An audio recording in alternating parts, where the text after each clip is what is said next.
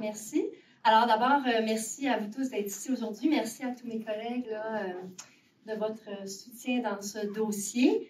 Alors, on est effectivement réunis ce matin pour se prononcer contre cette volonté qu'on considère incompréhensible et inacceptable de la part du gouvernement du Québec d'exproprier des espaces protégés pour les consacrer à l'enfouissement de matières dangereuses.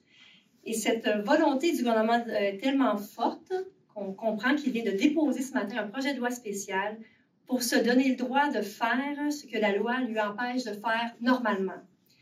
Un projet de loi que je considère scandaleux, puisqu'il va permettre à l'entreprise Stablex d'enfouir pour les 40 prochaines années des matières dangereuses sur un territoire qui est protégé par la communauté métropolitaine de Montréal. Un projet de loi qui est inexplicable parce que Stablex possède déjà un terrain pour enfouir ces matières dangereuses. Un terrain qui est parfait pour l'entreprise puisqu'il n'est pas récupérable au niveau environnemental, étant donné qu'il est déjà perturbé par l'entreprise. Donc, cette volonté du gouvernement est difficile à comprendre, d'abord sur le plan environnemental. On va détruire un terrain qui se trouve en plein cœur des tourbières de la ville de Blainville, au lieu d'utiliser un terrain qui est déjà perturbé par l'entreprise. Elle est difficile à comprendre également sur le plan économique, parce que l'entreprise pourrait poursuivre ses activités telles que prévues, sans loi spéciale et sans coût pour les contribuables. Il y a une autre raison pour laquelle cette volonté du gouvernement est difficile à comprendre, c'est le principe de l'autonomie municipale.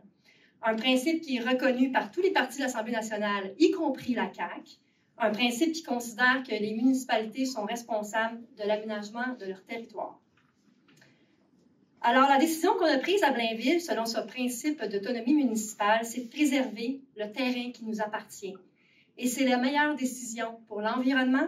C'est aussi la meilleure décision sur le plan économique et surtout, c'est ce que veulent la population blainvilloise. De toute évidence, il n'y a rien qui justifie que le gouvernement du Québec s'approprie des terres publiques pour les remettre directement à une entreprise privée.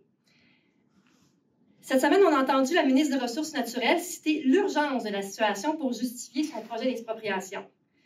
Avec quelle preuve? Une lettre de Stablex adressée à notre premier ministre, M. Legault.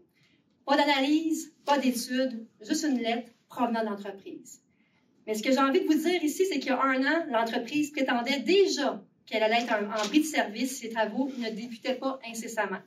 Maintenant, l'entreprise prétend à nouveau qu'elle va être en bris de service si les travaux ne débutent pas en mars 2025. La réalité, c'est qu'il y a une solution qui est très simple, qui est légale, qui ne coûte rien aux citoyens, soit celle d'utiliser le terrain qui est déjà prévu pour que l'entreprise puisse poursuivre ses activités pour les 25 prochaines années.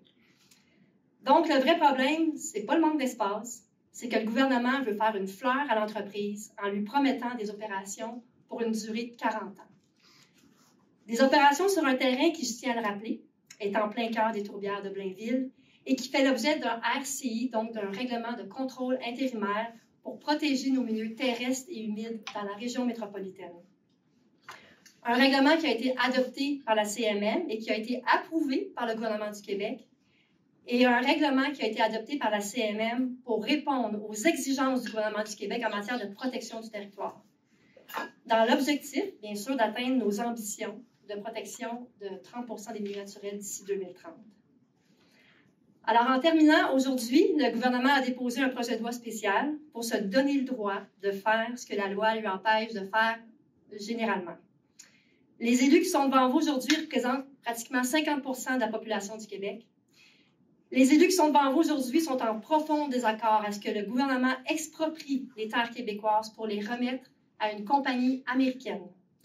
Donc, on demande au gouvernement de retirer son projet de loi, de ne pas dépenser l'argent public au profit d'une compagnie américaine et d'obliger l'entreprise à utiliser le terrain qui lui est déjà accordé pour poursuivre ses activités, terrain pour lequel les contribuables ont déjà payé leur part par ailleurs. Alors voilà, merci.